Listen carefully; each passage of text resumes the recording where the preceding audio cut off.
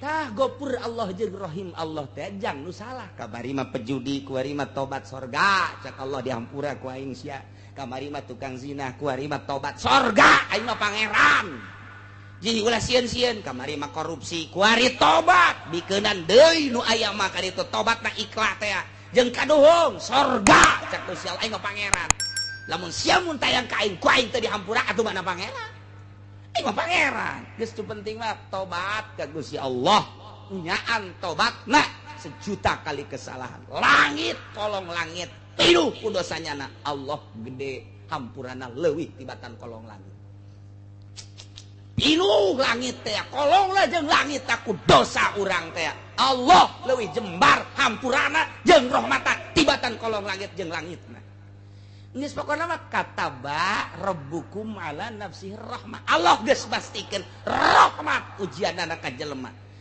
nu teu salah mah geus ulah dicaritakeun nu salah hampura ku Gusti Allah ye enteng jasa nu mata kecak pejabat mumpung ora ja Allah mah maha hampura ieu ya selanan happy bae mending mun teu modar sia mun nu modar can kaburu tobat teu kumaha ya kan ke mana ngaji ya ortodok dak ngorang ngaji aja aing ka ditu ka puncak duit teu boga jeung aing hayu duit setan mah kudu dikasetankeun deui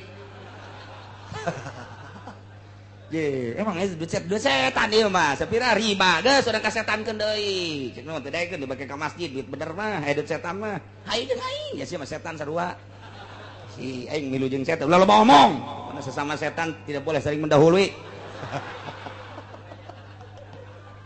jadi atuh bragat ka ditu geus sok ngaji pokona ngora keneh mah mendingan kieu bae geus sekolot karek ngaji geus sekolot gagarak aduh aing keur ngora cimplong aya di aing hotel aya di aing kumaha ya aing mandek tobat bebeja ka kiai asal geus sareng sadan kitu bebeja ka kiai Waalaikumsalam aduh kiai nu tobat ye tobat mah tuh ka Allah diampura moal emang penyakit naon baheula kiai itu bisa sebutkeun ku sorangan baheula ka Gusti Allah emang naon ye penyakit ada kiai pokoknya kula mah datang ka sesengitan WTS geus nyaho ieu si A ieu si B si C geus teu kasaliru deui nyaho jasa kula peureum ngambean awe liwat Subang ieu mah ya geus nyaho jasa kula peureum liwat awewe Seng Bandung ieu mah geus moal kasaliru kula peureum liwat ieu Karawang ieu mah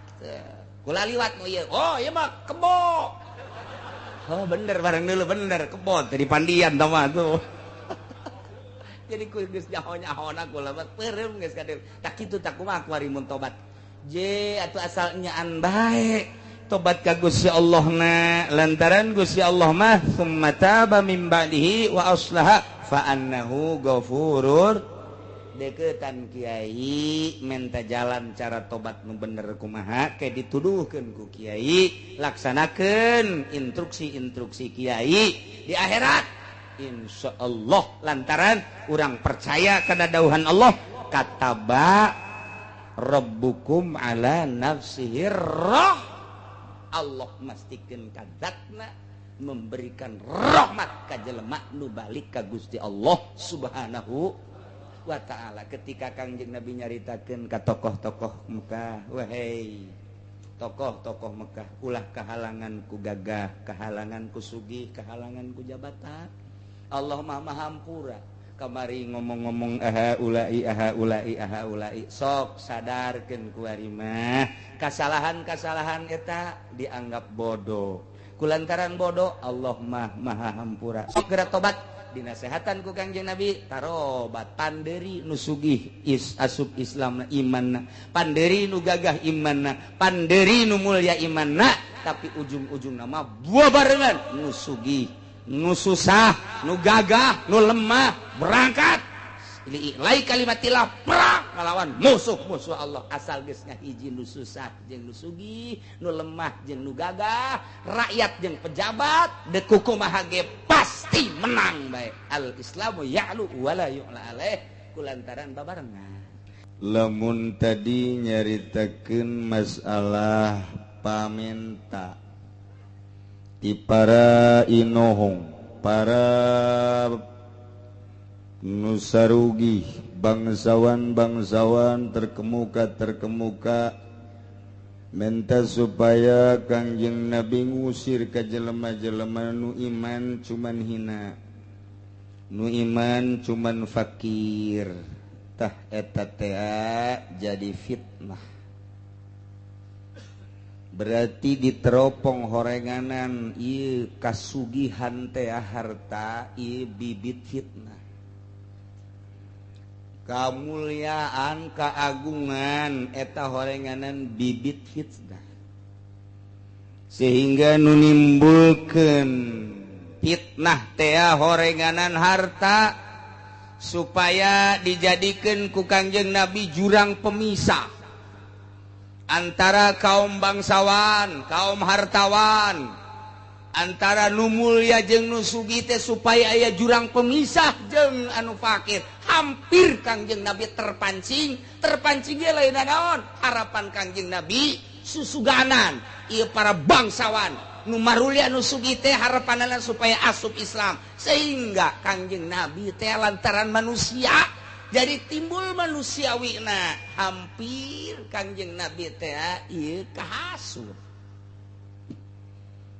ngan kulantaran Kangjeng Nabi mamasum langsung turun malaikat Jibril negar Muhammad ulah dijadikan jurang pemisah gara-gara harta, ulah dijadikan jurang pemisah antara jelema fakir iman ka anjeun jeung ka Gusti Allah kusabab hina fakir ulah datang ka kuari horenganan harta teh ngajadikeun fitnah sok jadi jurang pemisah boro-boro jeung deungeun-deungeun sarumpun jeung sadapur bae urang teh sapejit keur masih keneh sararusah mah beu sareneuk saigal sapihanean hiji rokok ge babarengan jeung dulur barang kakak melejit wah boga kesempatan di pabrik, waduh luar biasa dagang limbahna eta curug ka adina pohara jasa.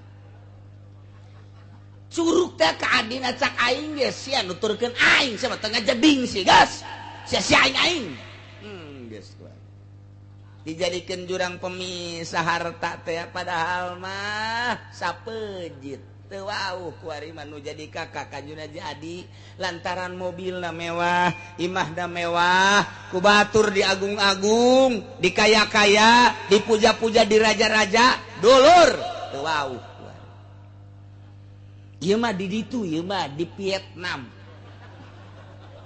Kos kitu eta mah. Ini urang mah teu paling ge, paling berbau-bau Vietnam. Kos kitu eta. Kamari mah kamari, ieu mah keur carita sapeujeut bae. Masyaallah, kacai jadi saleuwit, kadarat jadi salogak, sareneuk saigal sapihanean lantaran jadi dulur.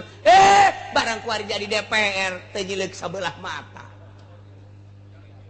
Teu wauheun ka dulur teh berarti jabatan DPR sumber fitnah. Beuh kamari ieu mah sia dulur aing, ieu batur aing, ieu sobat aing, ieu karib aing. Geus jadi bupati kuari. Teu wauh saeutik-eutik acan hating tah geus bahasa hating tah. Bahasa hating tah bahasa mana tah? Hating. Teu wauh saeutik-eutik acan. Mun eueuh hatingan rada deres ieu mah hating.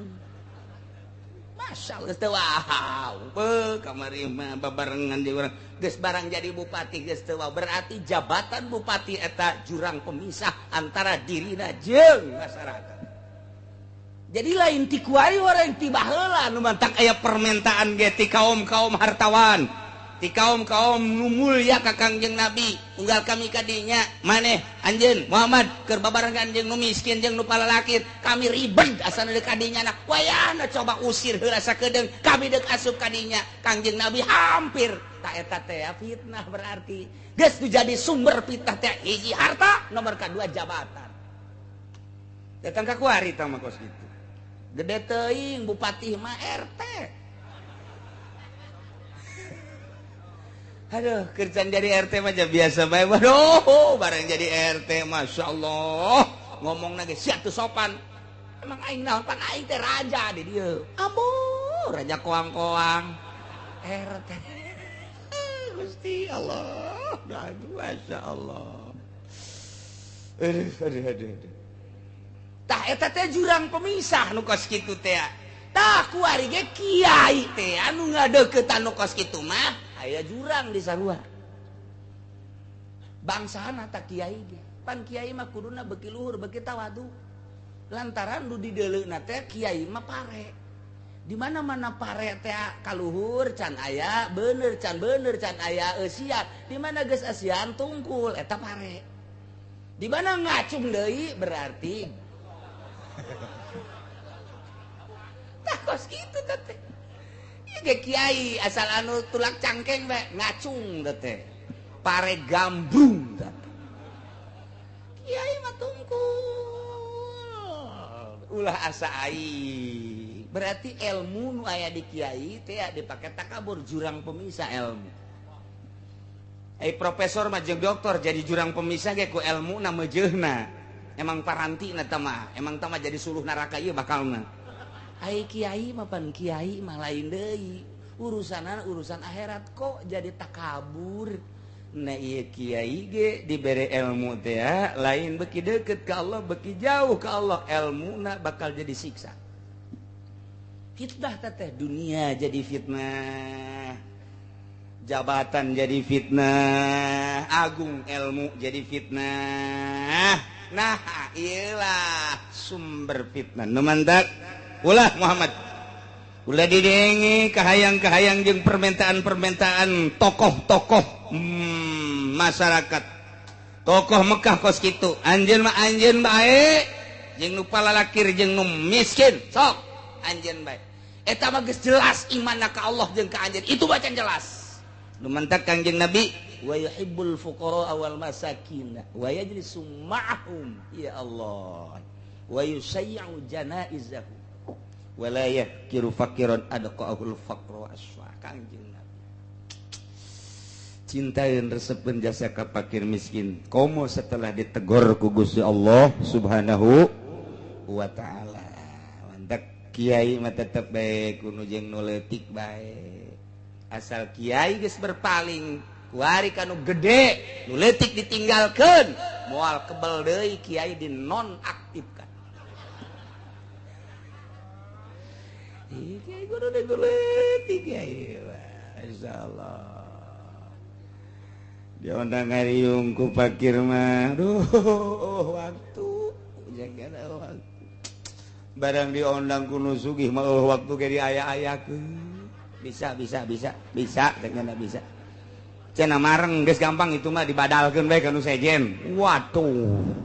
Lantaran nu kadeleuna RP mah. Geus tinggal ditungguan we teh kieu kos kitu mah tah. Moal kebal deui. Tah ieu teguran ti Gusti Allah, alhamdulillah Kanjeng biasa deui stabil deuna. Wa kadzalika fatanna ba'dahum bi ba'd. Kitu keneh fitnah-fitnah nu tadi dicaritakeun teh fatanna kami nyoba ceuk Gusti Allah ba'dahum ka sawareh manusia bi badin. Nu mulya dicoba kuno hina nu sugi, dicoba kuno fakir, nu gagah dicoba kuno lemah. Maksudna dicoba teh dicoba kuari kumaha cara menghadapi situasi. Baheula mah situasina situasi dakwah Kangjeng Nabi. Antara iman ka Allah jeung ka Kangjeng Nabi teh heulaan mana nu mulya jeung nu hina, nu sugih jeung nu fakir. Anu gagah jeung nu lemah, nu mantak bian qadimnahu ku kami ayeuna mah ceuk Gusti Allah teh ieu dimusabaqahkeun dilombakeun diheula-heula ilal imani kana iman dicoba-coba heulaan mana antara nu mulya jeung anu hina imana ternyata heulaan nu hina heulaan mana anu sugih jeung anu fakir ieu imana ternyata heulaan anu fakir heulaan mana coba nu boga wawasan nu boga jabatan jeung jelema biasa-biasa horenganan heulaan jelema biasa-biasa panderi jelema nu marulya mah percis mun urang ngabangun masjid di lembur urang ngabangun masjid di lembur variasi jelema teh aya nu sugih-sugih di lembur urang bae nu setengah sugih aya anu handap nu handap mah pohara sambutanana surak lagi luar biasa setuju anu sugih mah setuju geus kasieun nanti heula ketika cek panitia teh kumaha ku urang ku ari mah lamun ditulis make kelas kira-kira kelas 1 kelas 2 kelas 3 1 juta teh nu pake setuju kabeh tinggal nu sugih ulah kitu sedekah mah besi teu ikhlas geus kasieun nanti heula bae lah atuh sadatangna bae sedekah mah sok make tulisan-tulisan kos kitu. Yes, ulah pokoknya samerena bae nu pakir mah setuju bae nu susah mah setuju bae nu sugih nu teu setuju mere ngider kuari RT kawan nu pakir mah nu 100 nu 200 nu 1000 nu 10.000 sabogana nyana bae geus indah jasa tuh nu sugih mah mere leutik isin mere gede hook ya bujangna didinya kemana bapak Pak Haji aja tadi naik motor bener sih ya je emang tegawan dia poe ngider jangan jajana tadi naik motor padahal mah aya di handapun bale nyiksa awak coba aya RT ngider aya di handapun bale naonan coba je nyana ngintip RT geus berangkat ka arah kudang deui nginum teh botol blon teh coba eta nu sugih kepergok aya di arep-arep cek nyana di kamari bisa nu sugih mah geus gitu bari kenal di masjid ieu keramik kurangna sabaraha kurangna atuh jak geus kumpulan kabeh mah kurangna 100 meter deui hayu bae heulanan ke ka kurangna Pak Haji pokona ke kurangna Pak Haji geus hayu bae heulanan batur mah gampang sakit 100 meter ieu nyana naekeun geus beres tinggal 50 meter hayu teruskeun heulanan Pak Haji tinggal 10 meter deui lah aing mah kagok 10 meter mah sararia bae heulanan kayak aing mah nu gede atuh nu leutik henteu nu gede henteu eta nu sugih di Vietnam eta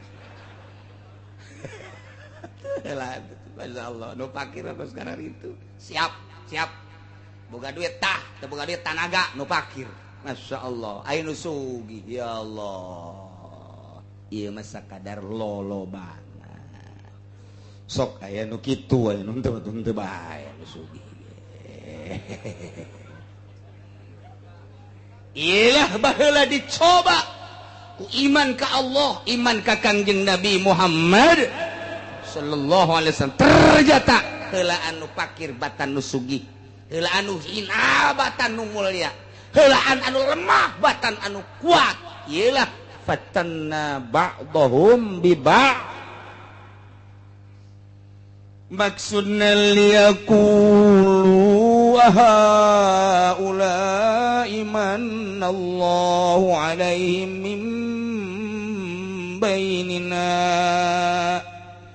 lantaran nu sugih tinggalen kuno fakir ketika manehanana deuk iman ka Allah jeung ka Rasul teh aya gengsi anu mulya teh kapiheulaan kuno hina ketika deuk iman teh aya gengsi boga rasa harga diri kumaha aing ke lamun aing iman teh meureun cak pakir tuh nya nuturkeun urang jatungtung nama tapak embung-embungna nu sugih dikitukeun ketika nu gagah deuk iman ka Kangjeng Nabi geus aya terbersit di jero hatena mangannyana kulantaran kapiheulaan kuno hina engke cak nu hina teh beusi diomong tuh tungtung nama aja nuturkeun urang pang embung-embungna nu gagah nu mulya nu sugih diomong kitu embungan ceulina ngadenge kos kitu lantaran ku embung-embungna gengsi dipasangkeun daripada ngadenge omongan kos kitu jeung teu iman aing nu sarugi teh kos kitu masyaallah naudzubillah min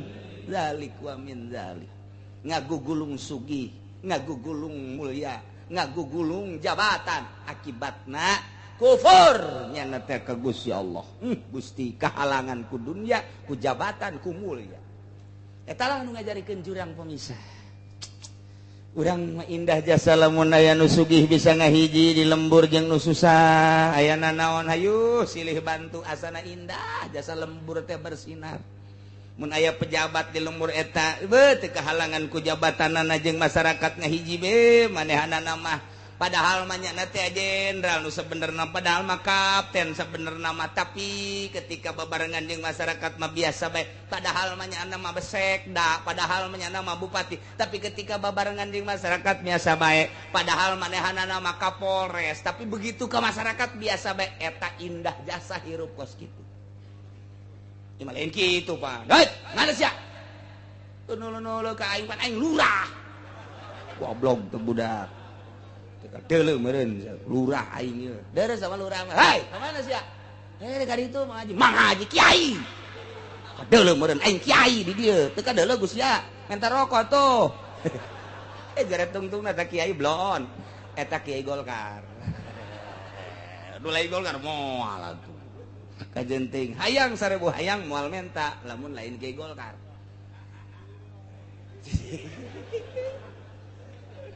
Jakula masarardih ku ari mah aya pangajian di masjid panggungna gede diayakeunana ku barakan didat kandidat beres bae ai prak beres kiai-kiai dihareupeun panggung ai prak aya orkes di dinya eta kiai kunaon cara ricing bae cek nyana kesempatan emas je tol atuh balik atuh kiai aya kos kitu mah atuh cek nyana pancan sasalaman can dibere ongkos belon beta nah iyalah kiai Golkar teh kos kitu taram teh habak kiai kos kitu nyai mah gila ngeliat kiai kos kitu eta Masya Allah teu boga harga diri jibara duit sih di ongkosanana 100.000 naon hartina 100.000 500 balikeun ka baso beak buku 1 juta cara 1 juta ya Allah naon hartina 1 juta otakna kudu diseuseuh ta kiai kos kitu itu masalah gua redat aya kos kitu balik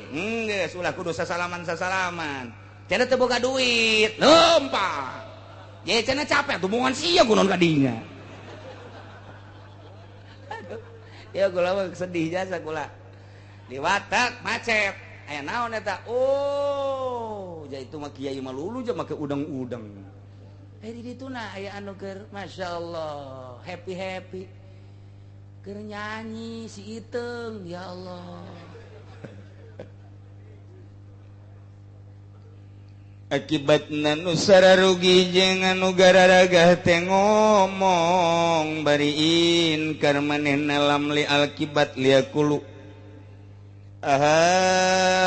ulai manallahu alaihim min bainina cek anu sarugi jeung cek anu maruli apakah nu palalaki eta nu ku Allah dibere nugraha ieu dibere pituduh dibere hidayah hei law kana mahum alaihi hudan masabakuna ilai lamun kalakuannya na pagaweannya na iman teh eta teh aga jadikeun pituduh atuh moal kapiheulaan aja urang mah mun nya ge nya namun hidayah moal kapiheulaan urang mah urang sugih mun nya kos kitu teh bener atuh moal kapiheulaan pan urang mah boga jabatan mun nya kos kitu teh bener hidayah moal kapiheulaan pan urang mah gagah ye ulah dianggap nu hina teh kararitu teh menang hidayah andai kata eta hidayah kami moal kapiheulaan ngomongna kos kitu kan ngabacok api eta baheula tadi Mekah teh kos kararitu tadi Mekah andai kata kuari aya di lemur urang eta teh seseleran urang Mekah baheula kulawan jadi kararitu nya baheula percis kos di lemur urang teh yo mun eta kos kitu bedah teh moal kapiheulaan cek nya eta teh bener kos kitu teh kunaon eta gengsi nya lantaran geus aya jurang pemisah ti awalna fitnah cek Gusti Allah kunaon kararitu ngomongna alaihissallahu bi'alama bisyakirin apakah teu nyahoun kitu Gusti Allah ka jelema anu salalukuran ka Gusti Allah Allah leuwih uninga ka jelema anu bersyukur ka Gusti Allah sehingga Allah nuduhkeun ieu mah jelema hina bersyukur ka Gusti Allah dituduhkeun ku Gusti Allah lemah bersyukur ka Gusti Allah dituduhkeun ku Gusti Allah atuh jalma mah congak takabur ku harta jadi takabur teh dituduhkeun ku Gusti Allah ku gagah takabur teh dituduhkeun ku Gusti Allah ku boga jabatan takabur teh dituduhkeun muakin acak-acakan ka ditu Masya Allah Nemantak ieu urang ulah nyaritakeun zaman baheula, zaman buang kawarah tama atuh zaman Kangjeng Nabi mah kuari nu Quran geus dimusabaqahkeun, Quran geus dijelaskeun, berbagai media ngajelaskeun tentang Al-Qur'anul Karim, ngaran mabok mah, ngaran zinah mah, ngaran judi mah, ngaran maling mah, eta teh geus lain rahasia deui ngaran riba mah, tapi pan geuninganan di masyarakat urang beuh nu zinah ambalaya, nu mabok ambalaya. Lain cerita masyarakat dek pejabat balik jam 3 karaokean mabok lain lalaga. Doh cenah nyanyahoanan bae kieu teh ka mamana ge atuh aing mah bisa disumpah nyaho jasa. Emang babarengan jeung kieu dek bareng dek henteu lah pokona mah. Wah ai kitu mah cenah bareng jeung kieu. Wah pokona mah dek bareng dek henteu nyaho jasa baukana wae. Aing make kumis palsu, make jenggot palsu, milu ka BSD ka ditu, milu karaokean nu nyanyi teh apaan aing eta teh. Ye, nu karaokean teh bisa dideleuk ku aing. DPR aya sabaraha geus aya di kantong aing. PNS anu mabok, PNS anu balik jam 3 geus aya di kantong aing. Dek modal aing. Je, emang aing teu nyaho kitu lah sakat teu nyaho. Tah nu nyanyi nu sorana bagus teh nu kamari malam Minggu teh emang saha? Emang saha? Atuh teh nyaho aing ge. Sing hade besi aya nu sosokna kos aing, para DPR, para pejabat sing hade. Sing hade, tah nu kumis aing make kumis biasa, make janggot. Ieu atuh nyaho jasa, mu kuari ditulisan ku aing nyaho jasa. Beneran urang. PNS nu balik jam 3 kamari karaokean teh ka sesengitan-sesengitanana aing nyaho. Sesengitanana aing nyaho. Ieu teh sesengitanana teh sesengitan anu nyaho mun kudu dibejakeun mah. Ulah kaget nu ngaji kuari teh nyaho jasa ieu. Masyaallah, ieu sesengitanana sesengitan Herfres nyaho jasa. Urang kaler tah mah tah. Beneran, ye. Nyaho jasa. Nu urang belah kulon saeutik nyaho jasa Golkar ieu mah terus terang bae Golkar. Sesengitanana waduh luar biasa, istimewa jasa. Naon ieu sesengitan amal bejakeun lah. Ka sesengitanana ka ambe waduh. Nu ieu kieu nyanyina aya nu ngeunaheun aya nu henteu nyaho. Digagalendotan ku awewe nyaho. Mabok nyaho jasa. Ah cenah nyanyahoanan datang ka imah aing. Ku aing dibejakeun, manya kudu dibejakeun di dieu mah. Yeuh, atuh aing bajar batur beureun. Ieu mah dibejakeun so teh ulah-ulah rakyat nu nyekel nagarana model kos kitu. Nu nyekel nagarana model kos kitu. Mantak tinggal urang ngadoakeun bae mudah-mudahan para pejabat dibere hidayah ku Gusti Allah. Ulah jadikeun jurang pemisah eta jabatan jeung harta teh. Allah Maha Kawasa toel Gusti ja eta teh bapana mah Ki Haji. Nyanana ge geus jadi haji umroh sabaraha kali sebenarna mah. Nyaho jasa Gusti pamoelkeun ka pejabat tah DPR teh eta. Lain rakyat bae wabeh acak-acakan.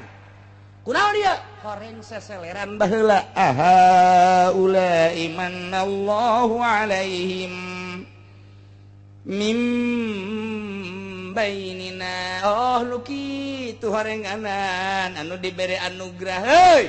Lamun cacak-cacak nu kitu hidayah kami moal kapiheulaan ja kami teh kapan sugih. Harta aya di kami manya kapiheulaan ku maneh. Jurang pemisah harta. Hei, mun kos kitu hidayah buat kapiheulaan, pan aing mah boga jabatan. Jabatan jadi jurang pemisah. Baheula, ieu mah baheula. Kunaon kuari jadi leuwih kedek. Masya Allah, alaihissallahu bi'a'lama bisa. Kiri tinggal cek DPR jain mah henteu nu henteu mah henteu. Ngan nyana ngambeu mah geus. Nu henteu ge nu henteu ngambeu mah nyaho nyana geus. Bahwa di lingkungan DPR teh kos kitu. Nu mentak urang mah kuari hayang jasa nyieun perda, jangan lempengkeun hukum-hukum. Boh, jauh jasa. Henteu ai mustahil mah. Naon? Lantaran teu mikiran rakyat, mikiranana nyana bae.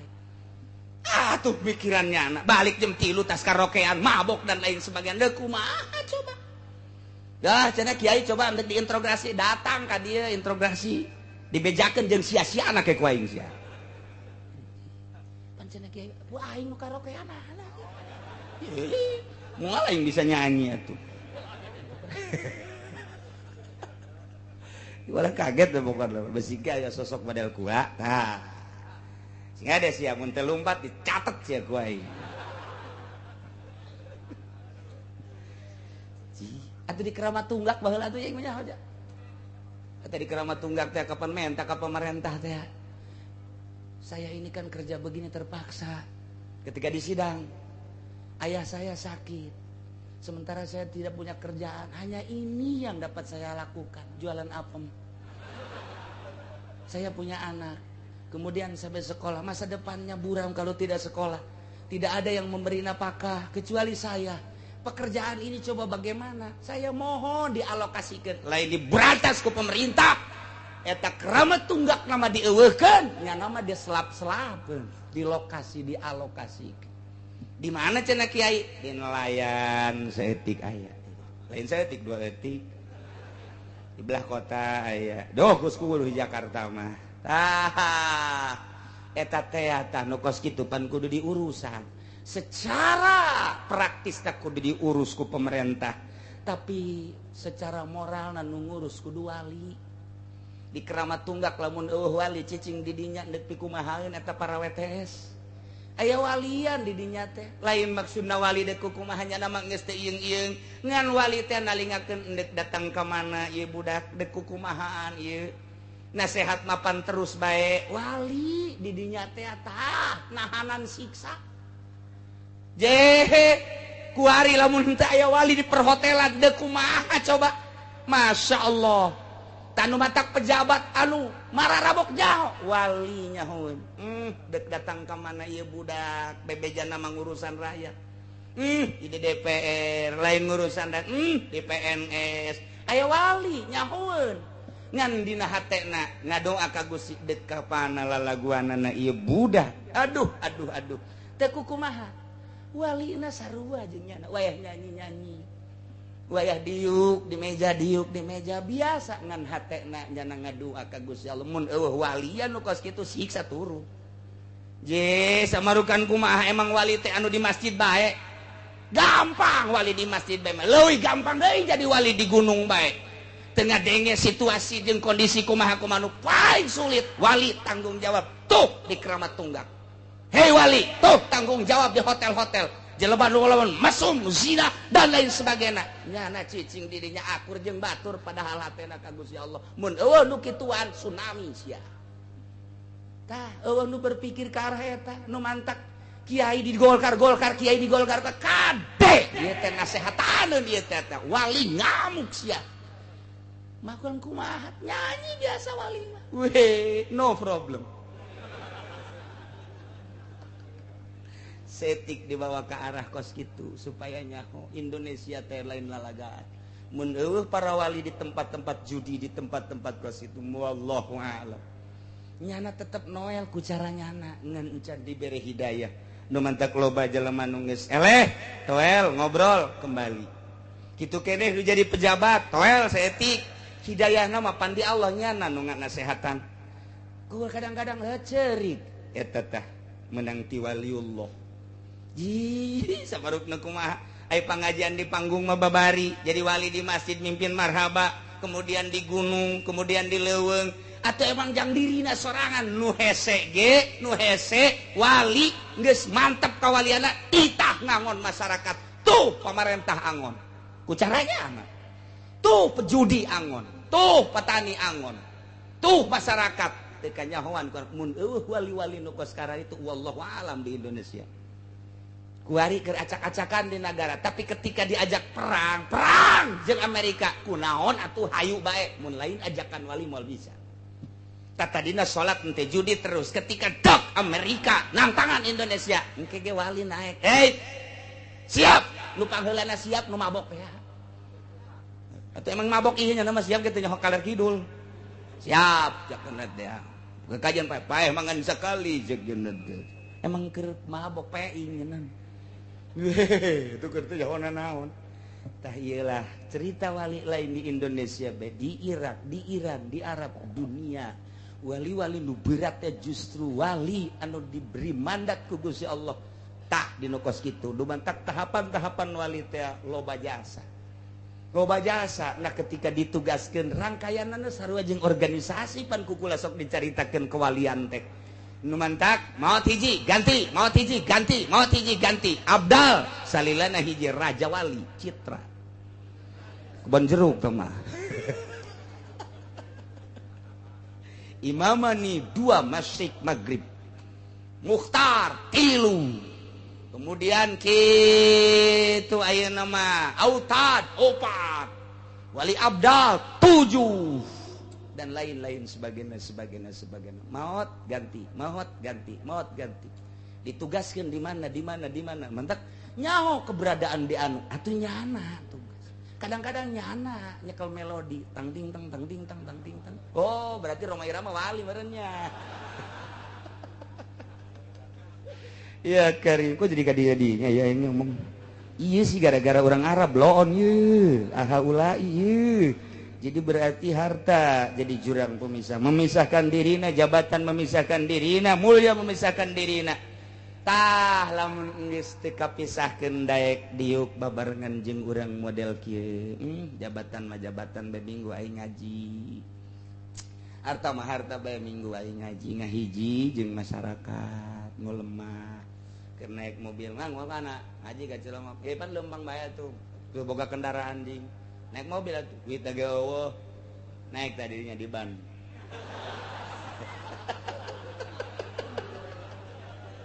Masyaallah nyana ku dikitukeun alhamdulillah geus terus bae urang sih doakeun bae. Oh, naik ka dieu tah. Jeung geus pinu aduh dedetkeun tah. Beuh eta hebat jasa. Sugih teh ya pake babantu jeung batu. Eueuh jurang pemisah. Masyaallah. Luar biasa tah eta lah engke sabalikna sugih tawadu leuwih hebat tibatan nu pakir tawadu. Pakir mah atuh tawadu ge emangnya nama teh ditawadu ge geus kudu tawadu. Tapi nu sugih tawadu istimewa. Boga jabatan tapi jana tetep bae handap asor. Masya Allah nu pangheulana ka sorga nu kos kararitung ke bakal. Gitulah nayelah cerita tentang fitnah-fitnah nu ngajadikeun jurang pemisah harta, jabatan jeung kemuliaan sumber daripada fitnah.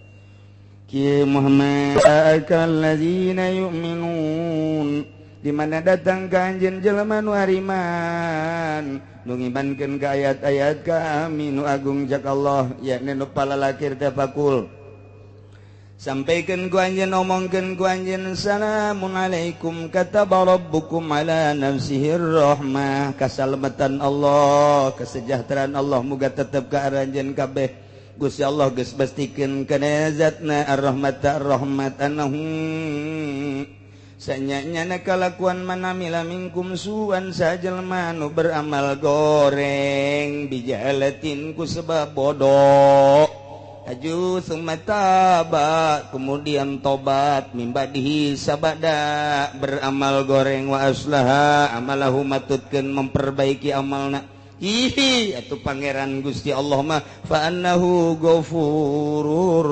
rahim. Gusti Allah mah Maha Ghafur jeung Maha Rahim.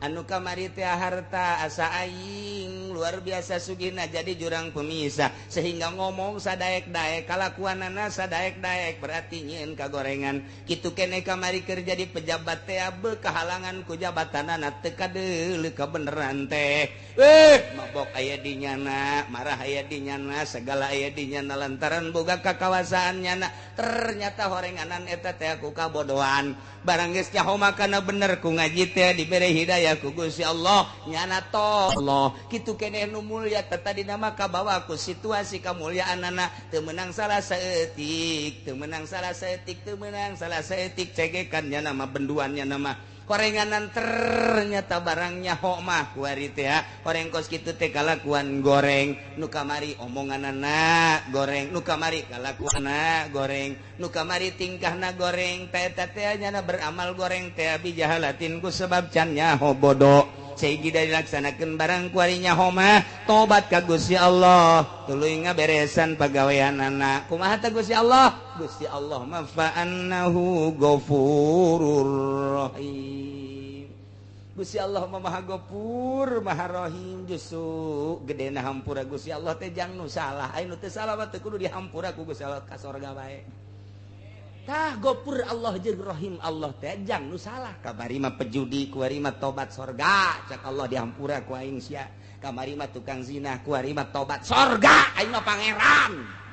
Jadi ulah sieun-sieun kamari mah korupsi, kuari tobat, bikeunan deui nu aya mah ka ditu tobatna ikhlas teh. Jeung kaduhung sorga, cak Gusti Allah aing mah pangeran. Lamun sia mun tayang ka aing, ku aing teu dihampura atuh mana pangeran. Aing mah pangeran. Geus tu penting mah tobat ka Gusti Allah. Nyaan tobatna sejuta kali kesalahan. Langit kolong langit pinuh ku dosanyana. Allah gede hampurana leuwih tibatan kolong langit. Pinuh langit teh, kolong lah jeung langit aku dosa urang teh. Allah leuwih jembar hampurana jeung rahmatna tibatan kolong langit jeung langitna. Geus pokona mah kataba rabbukum ala nafsihi rahmah. Allah geus pastikeun rahmat ujianana ka jelema. Nu teu salah mah geus ulah dicaritakeun, nu salah hampura ku Gusti Allah. Ye enteng jasa. Nu mantak ke cak pejabat mumpung ora ja Allah mah maha hampura ieu. Ya selanan happy bae. Mending mun teu modar sia. Mun nu modar can kaburu tobat teu kumaha. Ya ka mana? Ngaji. Ya ortodok, dak ngorang ngaji. Ajeung aing ka ditu ka puncak. Duit teu boga jeung aing hayu. Duit setan mah kudu dikasetankeun deui.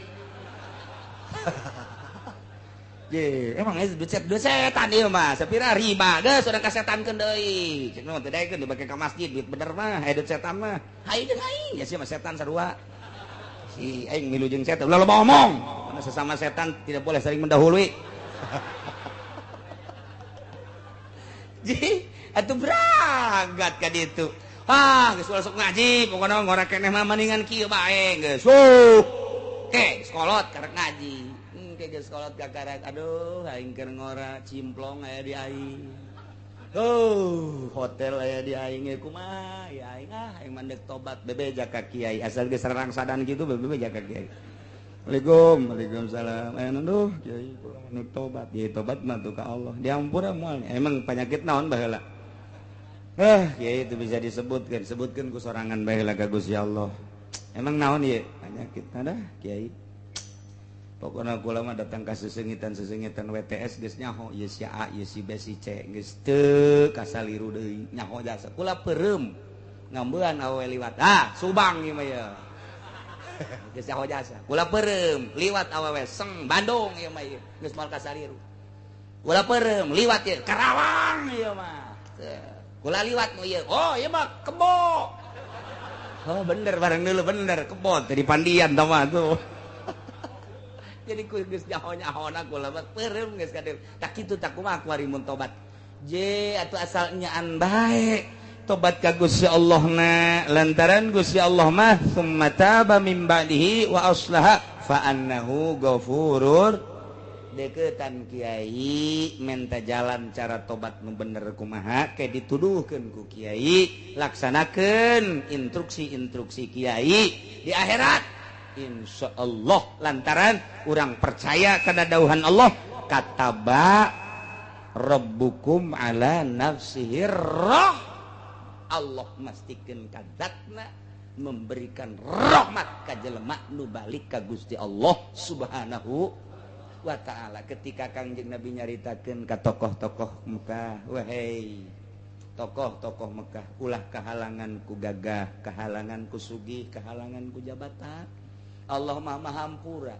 Kamari ngomong-ngomong ahaulai sok sadarkeun ku ari mah kasalahan-kasalahan eta dianggap bodoh.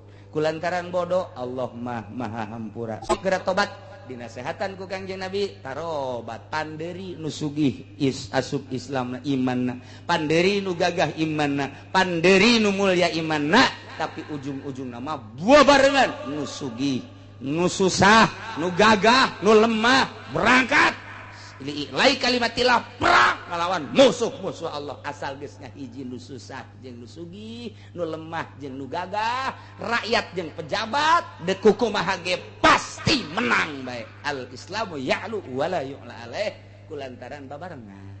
Mudah-mudahan urang kabehan dibere bisa babarengan. nu susah jeung nu sugih bisa babarengan, nu lemah jeung nu kuat bisa babarengan, rakyat jeung pejabat bisa babarengan dalam rangka nanjerikeun agama Allah Subhanahu wa taala menuju Allah anu Ghafurur Rahim. Bi barakati Ummil Quran Al-Fatihah.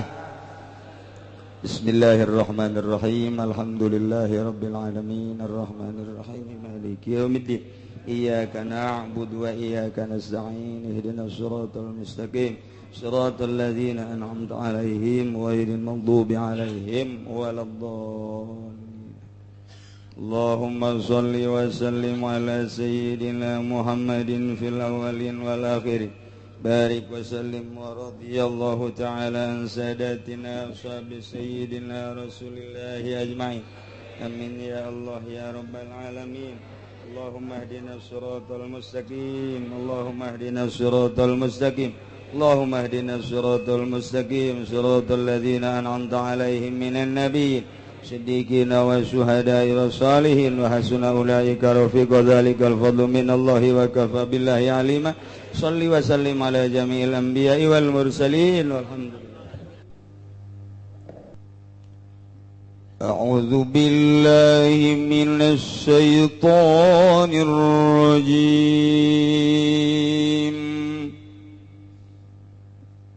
Bismillahirrahmanirrahim.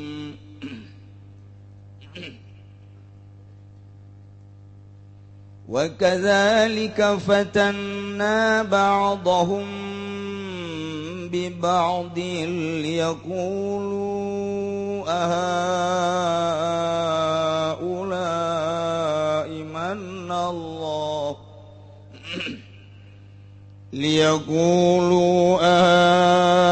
أهؤلاء من الله عليهم من بيننا أليس الله بأعلم بالشاكرين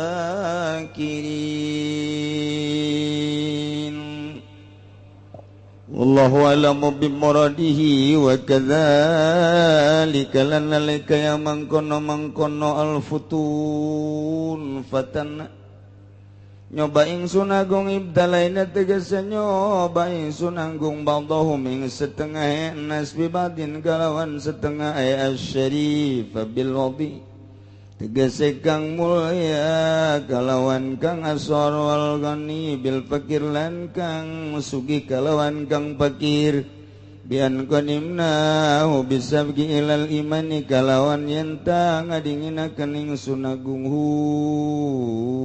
ing fakir bisabgi ing ba'din bisabgi kalawan anding ini ilal imani maring iman dia kulu derepan yang ngucap ya ba'dahum ay asyrafa wal agniya tegese pirang-pirang kang mulya lan pirang-pirang kang sugih kirina lekang ingkan karbeh ing lapad haula'i allata utai samudayane kala pirang-pirang al-fuqara ikang fakir manallahu alaihim iku isma parinan nugrah sapa Allah alaihim ing atase haula'i min bainina saking antara insun sadaya bil hidayati kalawan hidayah Elau kana mahum alaihi hudan tegese lamun ana opo barang kang utawi iya haulai ku tetep ingat dasema iku pituduh masabakuna ilaih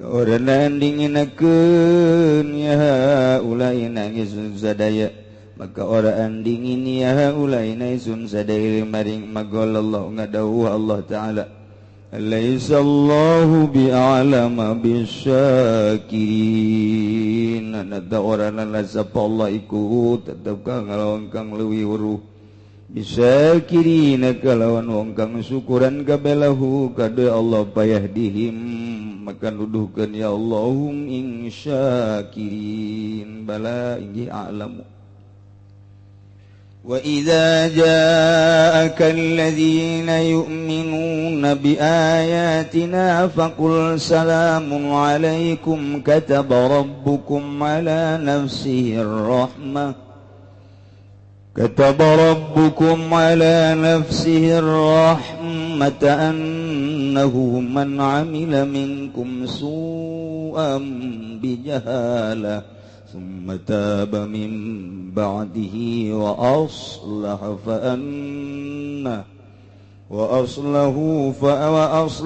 فأنه غفور رحيم. Wallahu a'lamu bimaradihi wa idza ja'aka lan tatkala teka ka ing sira Muhammad sapa alladzina yu'minuna wong akeh kang padang imankeun ya alladzina kabe bi ayatina kalawan sakayat ingsun sadaya pakul maka ngucap sira Muhammad lahum kadue alladzina ucaping lapan salamun alaikum utawi kasalamatan iku tetapi ngatasi sira kabeh katabae qada ngaukuman Rabbukum sapa pangeran sira kabeh mesti akan sapa Rabbukum pangeran sira kabeh ala nafsi ing atase zat rahmata ing oras ing rahmana satune kalakuan asyana tegese kalakuan pikiraatin lan ing dalam qiraat sewiji mabil fatikalawan dan baca fatah pada alun yaiku di badal minar rahmati saking rahmat man amila utai sapa maniku ngamal yaman mingkum saking sira kabeh su'an ing lebih jahalatin kalawan bodoh minus saking man surtakabahu sekira-kira yartakabahu ngalakon yaman ing su mata bagari-gari tobat yaman raja tiga sebab balik yaman mimbadi saking sausen yaman ba'da'i amalin dalam sausen amalin mananu saking su wa aslahalan matutakan yaman amalau yang amalin manfa'nahu maka satune Allah ya Allah tegasa Allah Gofurun iku kang maha iku kang banget ngampuran ilahu kado yaman rahimun turgang akeh nga wala sabi kalawan man pikiratin lani lalam kirat suiji mabil pati kalawan den baca fatah fa'annahu fal magfiratulahu tegese magau tay pangampura iku tetep kadue man iku tetep kadue man